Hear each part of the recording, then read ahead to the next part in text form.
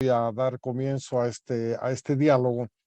Es un diálogo que creo que es sumamente importante para el país y en cierto modo complementa uno que hemos tenido hace 2 semanas con la presencia en este mismo escenario de Jaime Durán Chuquimia, que es el gerente de la gestora pública de pensiones, con quien discutimos en parte lo que estaba haciendo la gestora y hoy día queremos dar la visión complementaria, que es justamente lo que podría hacerse sin atacar a la gestora, que es una política del gobierno, pero sin dañar a los fondos de pensiones, que como ustedes saben, son en realidad propiedad o pertenecen a los trabajadores y a los aportantes que durante más de 25 años ya han estado haciendo depósitos de largo plazo en las AFPs. Hoy hemos invitado a 3 personas muy conocedoras del tema. En primer lugar está con nosotros la senadora Andrea Barrientos, de Comunidad Ciudadana, que como ustedes saben es parte de un equipo de Comunidad Ciudadana que ha presentado un proyecto de ley precisamente para permitir el desarrollo de un sistema de pensiones competitivo que mantenga uno o dos de los fondos de pensiones privados con la gestora pública. En principio, el gerente de la gestora dijo, no tengo problemas, tenemos capacidad para competir, nos encantaría competir, pero claro, se escudó en la Constitución, dijo, la Constitución no nos permite. Ese es uno de los temas que seguramente vamos a reflexionar y trabajar ahora, ¿no? Como es habitual, vamos a abrir el micrófono a los colegas que han pedido la palabra. Vamos a comenzar con Armando Álvarez, que además fue directamente aludido. Así que, Armando, tienes la palabra. Sigue, por favor. A ver, yo creo que primero hay que tener en cuenta que la ley 065 lo que abre obviamente es un escenario de potencial conflicto de interés que claramente eso tiene que resolverse. O sea, no puede ser que la gestora, que es una dependencia del Ministerio de Economía y Finanzas, el regulador, que es otra dependencia del Ministerio de Economía y Finanzas, y el principal deudor sean la misma persona. Eso va a llevar, claramente el resultado va a ser, lo sorprendente sería que esa combinación diera un buen resultado. Eso sí sería sorprendente. Y eso no va a pasar. Más aún cuando el Estado obviamente tiene un problema de una necesidad de financiamiento prácticamente infinita. Pues ese creo que es un elemento que hay que dejar absolutamente claro. Y eso tiene que resolverse. No puede manejarse estos recursos en ese escenario de conflicto de interés, porque el resultado va a ser malo. Es evidente que va a ser malo. Entonces, eso creo que es un tema que tiene que resolverse.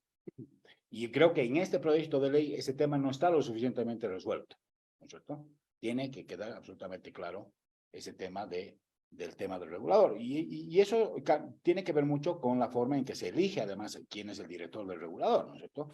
Porque en el anterior sistema, cuando existía, en el anterior sistema de regulación, cuando existía la SPBS, Superintendencia de Pensiones, Valores y Seguros, bueno, quien iba a ser el regulador era elegido pues por el Congreso, ¿no? De una terna de 3 personas, ¿cierto? Y eso no pasa. Hoy día es elegido por el Ministerio de Economía y Finanzas. Y el gerente de la gestora es elegido por el Ministerio de Economía y Finanzas. Entonces, al final, está claro cuál va a ser el resultado de esto, ¿no? Como les digo y reitero, lo sorprendente sería que funcione bien, ¿no? Ese es el primer elemento.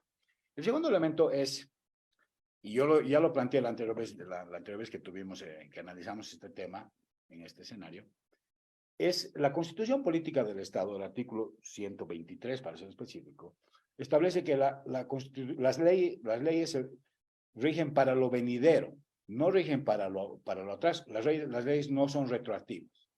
Esto quiere decir, por lo tanto, que quienes aportaron al sistema de pensiones antes de la aprobación de la nueva Constitución Política del Estado, sus aportes no tienen por qué pasar a la gestora, porque ellos aportaron en otro esquema y en otra constitución, en otro marco legal y en otra constitución. Y por lo tanto sus aportes no tienen por qué pasar a la gestora pública. Si pasaran, eso es inconstitucional. Y yo creo que en este proyecto de ley debería comenzar, ¿no es cierto?, diciendo claramente esta situación, y más bien el proyecto de ley debería plantear que aquellos afiliados, que aquellos trabajadores que estuvieron afiliados antes de la Constitución Política del Estado, puedan elegir pasar a la gestora. Eso debería, Eso debería ser el principio de este proyecto de ley. Dando sentado, por lo tanto, que aquellos aportantes, ¿no es cierto?, no están en la obligación de pasar a la gestora. Es más, solamente pasan a la gestora si así lo quieren. Pero si no se manifiestan, se mantienen en la administración privada. Porque eso es lo que dice la Constitución. Y yo creo que ese debe ser el inicio de este proyecto de ley. Y después darle el espacio a aquellos que quisieran pasar a la gestora, perfecto. Que pasen a la gestora, es decisión de ellos. ¿No es cierto? Pero por principio no tienen por qué pasar.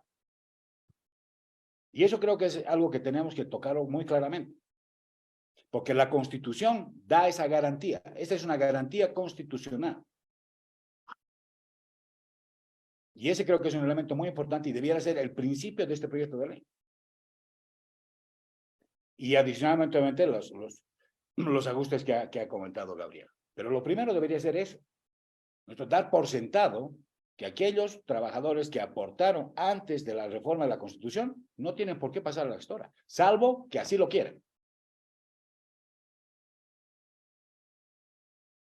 Y creo que eso debería ser el principio de este proyecto de ley, y después desarrollar el proyecto de ley en el marco suponiendo que va a haber obviamente una gestora o una administradora pública, ¿cierto? Y eso creo que es muy importante, porque eso deja claramente diferenciados los escenarios, ¿no es cierto? Y obviamente deja claro el escenario de que tiene que existir una administradora privada, porque es decisión y es constitucional. Salvo que el trabajador quisiera pasar a la gestora. Esa es otra cosa. Ahora, claro, los trabajadores que se han afiliado con posterioridad a la modificación de la Constitución, bajo el esquema marco legal de la nueva Constitución, ¿no es cierto? Eso sí quedarían en el escenario de la gestora, y ahí sí sería bueno que ese proyecto de ley claramente establezca la posibilidad de que si no quieren pasar a la gestora, se mantengan en un sector privado. Pero está claro que aquellos que aportaron antes de la reforma de la Constitución no tienen por qué pasar. Traspasar esos recursos sería apropiarse de esos recursos. Es inconstitucional. Creo que ese es un tema muy importante que debería quedar absolutamente claro. Y además ese punto llevaría a una discusión muy seria sobre el asunto. ¿No es cierto? Llevaría realmente a una discusión muy seria sobre el asunto, porque estamos hablando de una constitucionalidad. Tanto el gerente de la gestora como la abogada de la gestora hacían referencia a muchas otras normas, pero establecidas en la nueva Constitución, no en la anterior Constitución. Por lo tanto, todas esas normas a las que hacían referencia de la nueva Constitución no son aplicables a quienes hicieron sus aportes antes de la reforma de la Constitución. Todas las normas no son aplicables. Y creo que ese es un punto importante. Y eso debería ser parte de este proyecto de ley. De hecho, este proyecto de ley debería iniciar con eso. Y finalmente, respondiendo a Raúl en el tema de las inversiones, como decía la doctora Gabriela, ¿sabes qué? Hay muchas alternativas de poder invertir en Bolivia. Pero el regulador no ha dejado a desarrollar muchas de las alternativas. Y yo menciono una, que es muy importante. ¿Cómo puede ser que los fondos de pensiones en Bolivia no tengan un solo boliviano invertido en el sector inmobiliario? ¿Cómo puede ser que no financien a la vivienda, el acceso a la vivienda, por ejemplo? ¿No es cierto? Cuando en la mayoría de los fondos de pensiones en todas partes del mundo, una buena parte de la cartera financia al sector inmobiliario. Y aquí, por ejemplo, podría ser, y de hecho han habido sociedades administradoras de fondos de inversión que han intentado desarrollar fondos de inversión inmobiliaria. Fondos de inversión que, por ejemplo, compran departamentos, los alquilan y después los venden. ¿No es cierto? Y con el alquiler generan una rentabilidad. ¿No es cierto? Y además, eso, como todos sabemos aquí en Bolivia, los inmuebles en Bolivia se negocian en dólares. Con lo cual, además, estarías protegiendo la inversión de los afiliados en dólares. ¿No es cierto? Dos sociedades administradoras de inversión han tratado de desarrollar y el regulador no los ha dejado. Entonces, hay alternativas de inversión. Pero el tema es que el regulador tiene que ser, obviamente, mucho más abierto en las posibilidades en donde se pueden destinar esos recursos. Estamos hablando de una cartera de 24.000 millones de dólares. ¿Vos te imaginas que si solamente el 10% se destinara al sector inmobiliario, estamos hablando de 2.400 millones de dólares? Una gran cantidad de recursos, ¿no es cierto?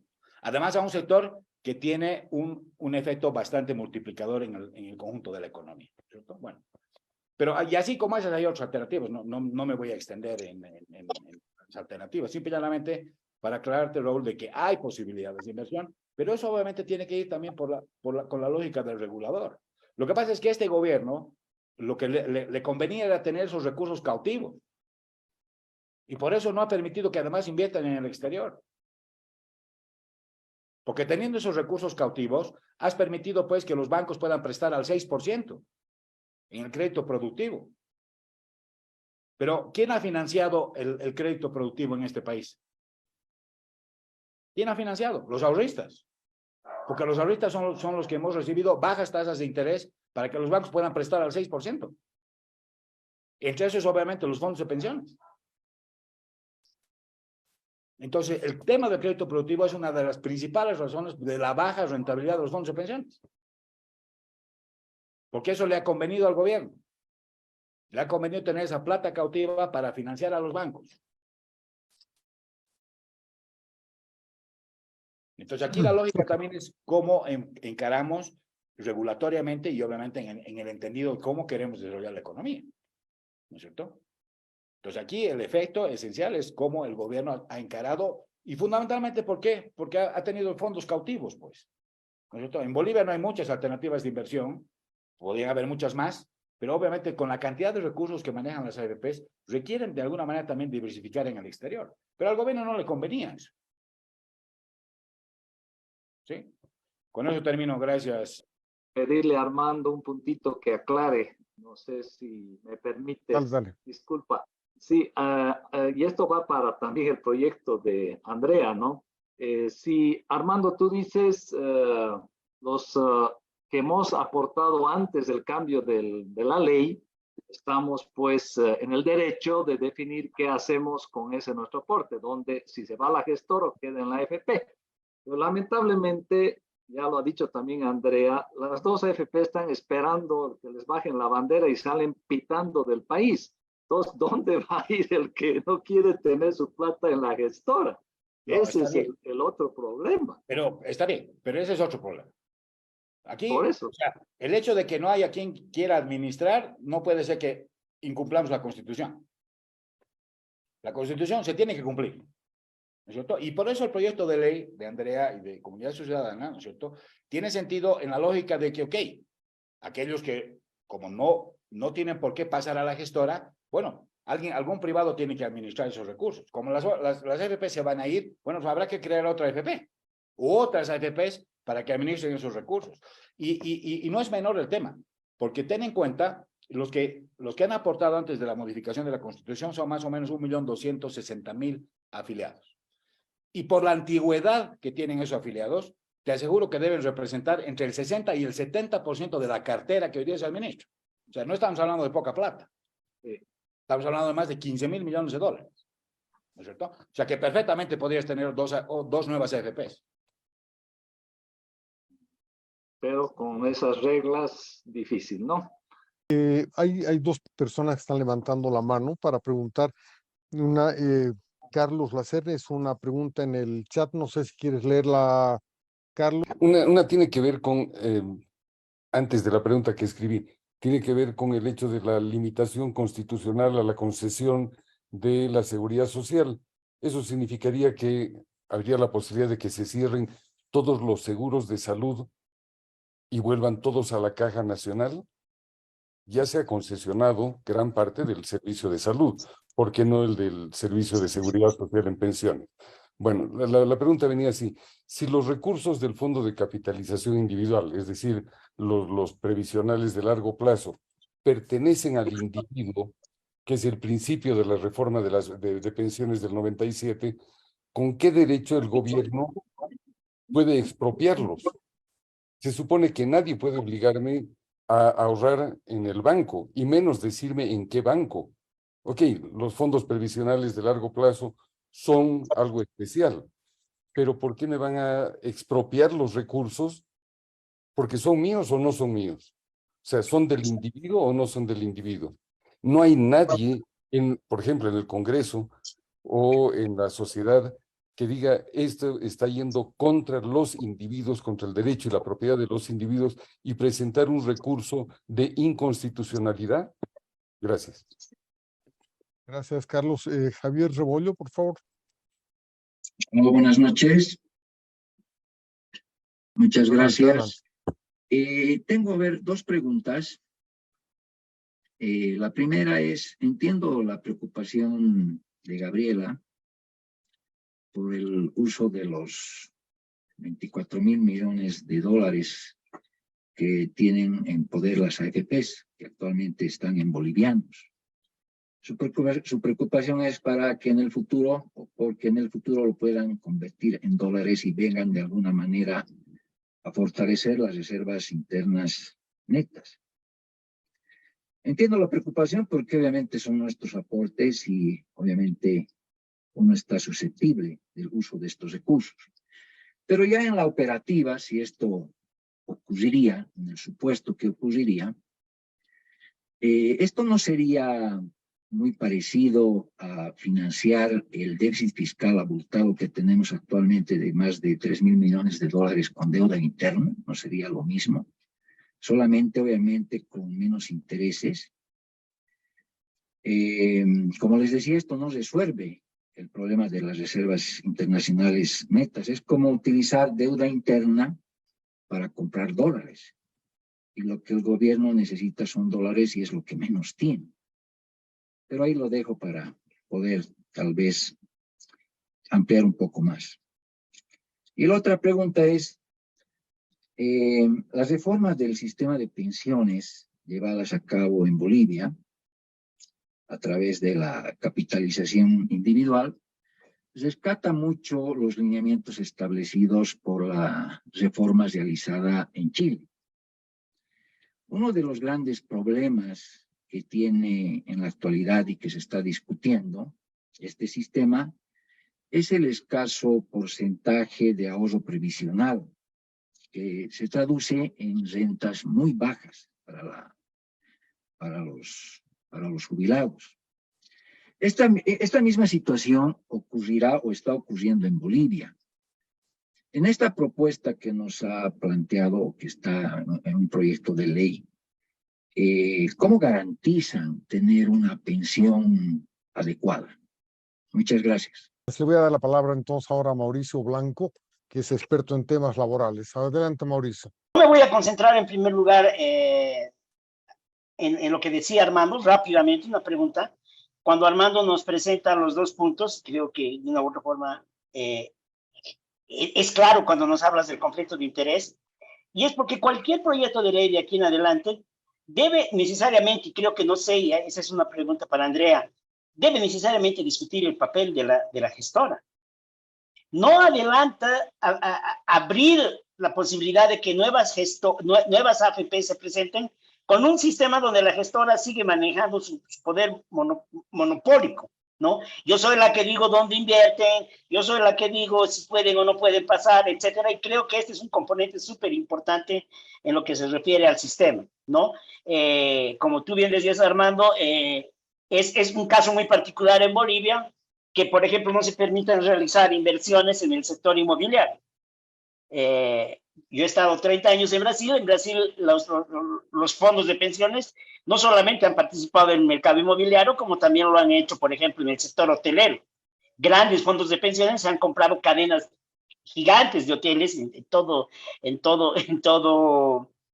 Brasil. O sea, es este tema importante, Andrea, ¿no? ¿Por qué la gestora tiene que decir dónde se invierte el dinero?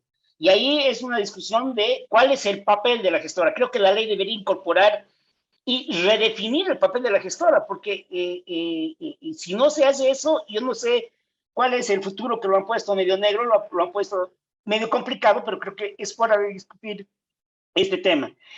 Y quiero retomar rápidamente lo de Javier, porque creo que estamos pensando en la sostenibilidad del sistema, estamos hablando de las AFPs, etcétera, pero yo quisiera traer hacia el proyecto de ley de comunidad ciudadana la visión del que más nos importa, que es la visión de la persona que va a recibir la jubilación. El tema de Javier es fundamental. La tasa de reemplazo en Chile es 20%. Es bajísimo. O sea, la persona le dedica toda su... ¿Y por qué es esto?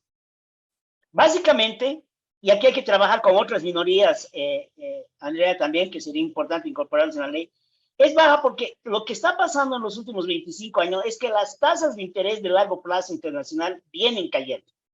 Y esta es una variable importante para la definición de lo que va a ser en el futuro el tema de cuánto va a ser el retorno de la jubilación.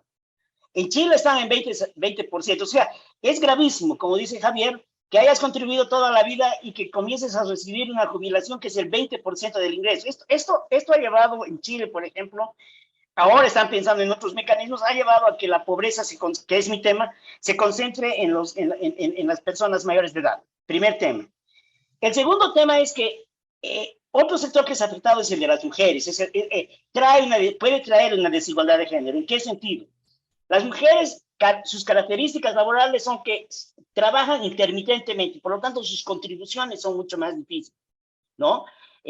Sea por el embarazo, sea por diferentes motivos. Entonces la ley tiene que garantizar el derecho y el bienestar de esta cuestión de género.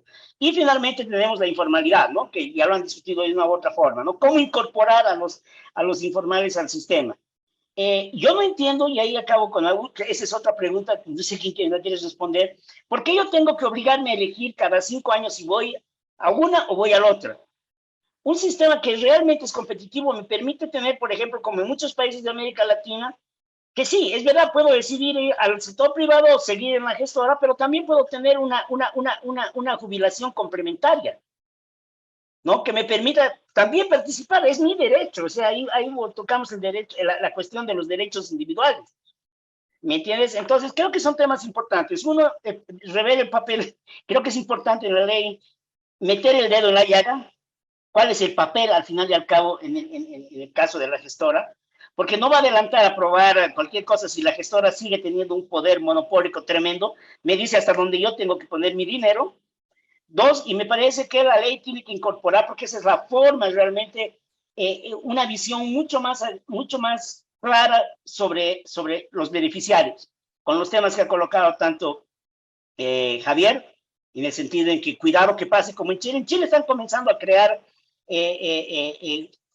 alguna forma de solidaridad para que estas personas reciban más. Todo eso se discute en la ley, creo que es un buen momento, creo que este debate es riquísimo y deberíamos seguir llevando adelante de alguna u otra forma las contribuciones, porque creo que tener un proyecto cerrado no un proyecto cerrado, tener un proyecto que abarca todos estos temas nos permite realmente mostrar un nuevo camino. Se agarra la plata para cerrar déficit fiscal, tú tienes razón, pero ese no es el problema, porque el déficit fiscal es de hoy, Andrea. Yo no sé qué voy a hacer con una jubilación que es 20% inferior a todo lo que he contribuido en mi vida de aquí a 10 años. Estaré tal vez en el quinto déficit y en la quinta crisis económica. Y estoy de acuerdo con la edad que tú tienes y con ese sistema que tenemos. No es que no te permitan contribuir para tu jubilación, es que no es interesante que contribuyas para tu jubilación en un sistema que no es transparente, que te corta los derechos y que acaba con la sostenibilidad de las inversiones de cada una de las empresas que pueden venir a participar. Gracias, Mauricio. Quisiera, antes de devolverles la palabra a los panelistas, hacer una reflexión, ¿no? Casi todas las discusiones sobre la gestora, el sistema de pensiones, etcétera, dan por sentado que lo que la Constitución dice, la Constitución del 2009 dice, es que debe haber una sola gestora, que debe ser estatal y que deben eliminarse y estatizarse los fondos de pensiones. Pero si uno lee la Constitución y lee los informes de las comisiones en la Asamblea Constituyente, eso no dice la Constitución. Vean ustedes simplemente el artículo 45, que está en la sección 2 del capítulo 5 de la Constitución, que se refiere justamente al derecho a la salud y a la seguridad social. ¿Ya?